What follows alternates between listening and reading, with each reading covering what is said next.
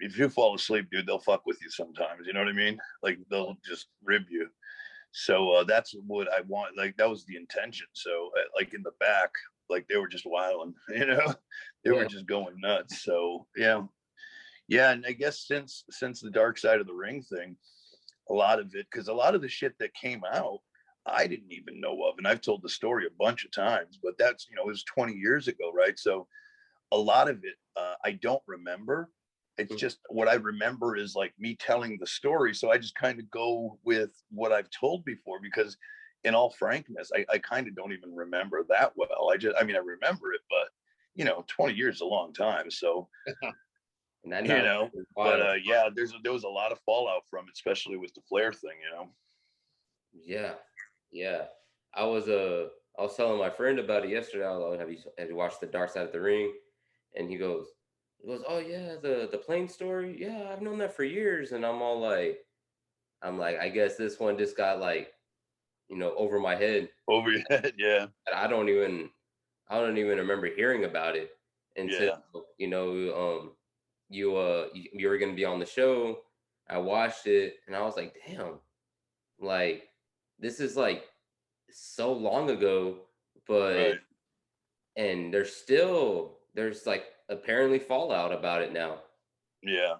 Well, because I guess, a lot of the fans knew about it. Even WWE had talked about it before on one of their, I think ESPN's 30 for 30 had talked about it. But I mean, it was known, but I guess it was never done in a documentary like that. And so for people that aren't real necessarily like hardcore fans, for people to hear it and kind of understand and realize, well, that's really fucked up. Because for wrestling fans, it's like, it's just another day at the office. That's how some people think of it. But when, the more and more people started to hear about what really happened, it outraged a lot of people, even though it was 20 years ago, Yeah, that's what, it's crazy to look at just to, watch it now. And, you were there. And so with all that Dark Side of the Ring, everything they basically were saying, it was probably like a daily thing, like it certainly wasn't daily, but it had happened before. Yeah. I guess what was bad about it was that what happened with the flight attendant, which I wasn't even aware of, to be honest, because like I said, I sat in the front of the plane. Like I'd seen some of the stuff, like the ponytail getting cut off and stuff like that, but I didn't know, because Flair was all the way in the back of the plane. I'd heard about Flair putting on the robe, but I didn't see it, and I certainly had no idea until I saw the show myself what had happened with that poor flight attendant. I had no idea about that. So I guess that was the biggest outrage, was how she felt and how she came across in it, which was really, I felt so bad for her. And Tommy Dreamer got into a bunch of trouble. He got suspended from both his radio job on Sirius XM and from Impact because of his comments that people found it kind of insensitive. So it's like, wow, so you got to be careful, man. You got to be very careful how you know what I mean? Because I didn't, like I said, I had no idea about this lady, the flight attendant. So I'm glad I didn't say something stupid, because I didn't even know. Because when you see her and hear her story, which when you shoot these shows, you don't hear what the other people are saying. They just ask you questions and you just answer them. So I had never seen the footage, until the day it aired. So it was like, now I could see why people were pissed, because she came across very compelling, and, obviously she suffered from it, because she was, upset and she was crying, and, that's not cool at all, And to get off that, how was it working with JR? And it was great. Had such a, I think I knew, but a lot of things happened that I don't remember he had such a big role in WWE at that time. Yeah, he was part of he hired and fired guys. Like when I got my contract, he was the guy I emailed for a contract and stuff. And he's great because he's really in the wrestling. He's been in the wrestling business for as long as you can imagine, since the 70s. And he's great at putting talent together, and he treats it almost like a team, like it would be a football team or something. He's very good. He addresses any concerns and stuff, but that he doesn't really have anything to do with like booking and stuff. He's just like the hiring and the firing. And if there's anything, if you're going through anything or you need anything or whatever, you would go to JR. But he was great. He was head of talent relations, and he was awesome. Yeah, he had a very prominent role. Wow. And to hear all these guys that left the company and went to AEW, I've always thought, to those guys, the legends that have gone over there, do you feel like they really I've always said, coming from me, these legends are going to AEW, and they're still a Hall of Famer in Right. WWF or WWE. How are they, how are they even still wearing that ring, I hear you, but I mean, you can't, that's something just because, WWE puts you in the Hall of Fame. I mean, doesn't mean you can't go to another company, especially if you're not under contract, right? Yeah. Because they don't keep you under contract. And, unfortunately, that's the thing, is you need a source of income.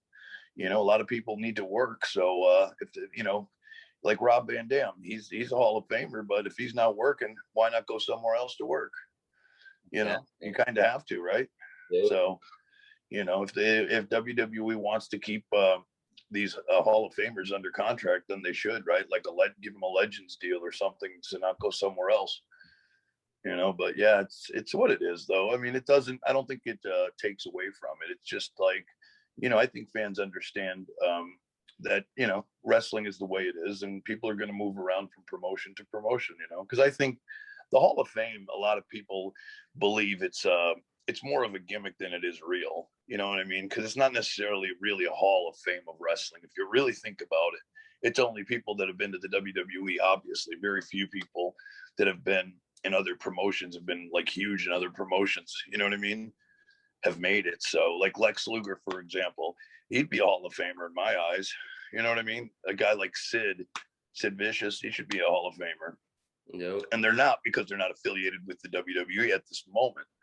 So, but you never know, but it's always going to be like that, Mm-hmm. Yeah, like being the, that big wrestling fan back then, to go into like all these shows and all these autograph signings for, I went to an autograph signing for Lockdown. Okay.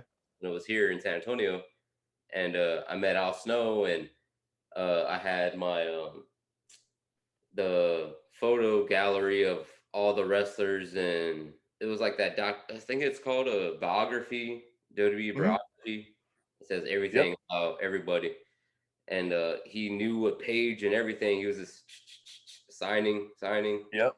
And I told him, I kind of wish I didn't tell him though, but it was just a quick, fast question that I just thought about off the top of my head. I said, how come, WWE hasn't put you in the Hall of Fame? He goes, that's never going to happen. But I'm just like, damn, like, yeah, he's that's right though, and he should be. Yeah. Because he's done a lot of amazing things in this business outside. I mean, he did amazing things in the WWE, but even outside as well. So, yeah, it's a shame. Yeah. If there's like, if you, with all the indie shows that you're doing, and I recently saw that you won the hardcore title. Yeah. How's that going, bro? Yeah, that was awesome. It was a small promotion near where I live in Massachusetts called Battlefront Pro Wrestling. So yeah, man, I'm still in there, man. Still rocking it. You got to. I still love it, man. I'm not in the best shape.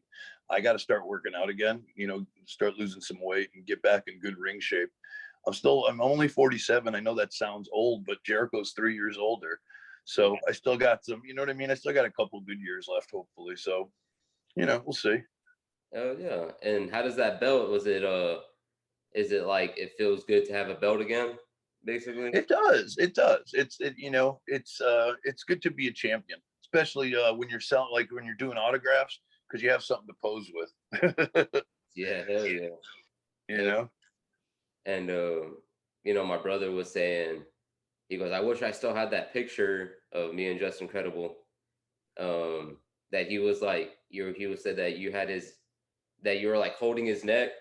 Yeah. The picture, and he had and you had your belt on. Oh, the really? ECW title or the ECW tag title. Oh, And that's awesome. Damn, dude, I was like, only if you still had it, bro, because you could have popped it up on the screen. You know? I know, that'd be awesome. Yeah. And let's talk about like pro wrestling tees. You know, Sure. how's everything been with that? You know, pro wrestling tees has been wonderful. You know, the problem with pro wrestling tees, and not even a problem, is there's just so many t-shirts that unless you're over, you know what I mean, unless you're a big name, it's a little harder to sell shirts. But that's why you got to hustle and you got to stay on social media and always plug it as much as you can. But yeah, I have like 20 designs on there, dude. I got like old ECW, old schools. I got new stuff. I even got Aldo Montoya shit up there. So, you know, definitely check it out if you guys want. It's prowrestlingtees.com/Justin Credible. Pretty cool stuff. Hell yeah. And talk about the alter ego, you know, that I see. Aldo? Yeah, and what was the name of it? The Portuguese Man of War? Yeah, how was that? How did that go about, bro? That was my first gimmick in the WWE, you know, and it was the way that happened was I was doing jobs for the WWE, and I live in Connecticut. I live like 45 miles from the office. And when they brought in, remember when they did the double Undertakers? Yeah. They brought in Brian Lee, who was friends with Mark, to be the second Undertaker. So I went to Stamford to work out with Taker and Brian Lee, and Vince, and you know, I was there for a week with those guys, and Vince ended up coming down, and I became friendly with Vince, and he asked me, you know, questions about where I was from and what nationality, and I told him I'm Portuguese. And the whole time they were looking for a Portuguese guy to play that character. So I was just like right place, right time, you know.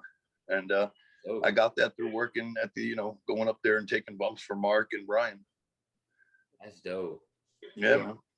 How does it do you feel like that could have went over a little bit more, or where it ended that was the right spot? I think it was the right spot. I think Vince wanted to kind of, because Vince liked my work. He liked me. And I think it was his, because I was so young, dude. I was like in my early 20s. I was like 21. So I'd never been on TV before. So it was like a learning process. So I think the reason for the mask was let me work under a mask. And, you know what I mean? And then, you know, if they want to take it off when I'm ready to do something else, then so be it, kind of a thing. You know what I mean? But it was more of like a starter gimmick to kind of learn my role and how to work and, you know, get all the experience I needed, really. Oh yeah. And do you still happen to drive by the headquarters at all? Oh yeah, all the time. Yep. When I go to New York, it's like I drive by there all the time. It still looks the same and everything? Oh yeah. All the way. Are we going out tonight? All the way. I'ma chug the bottle, chug it all the way. Made it this far.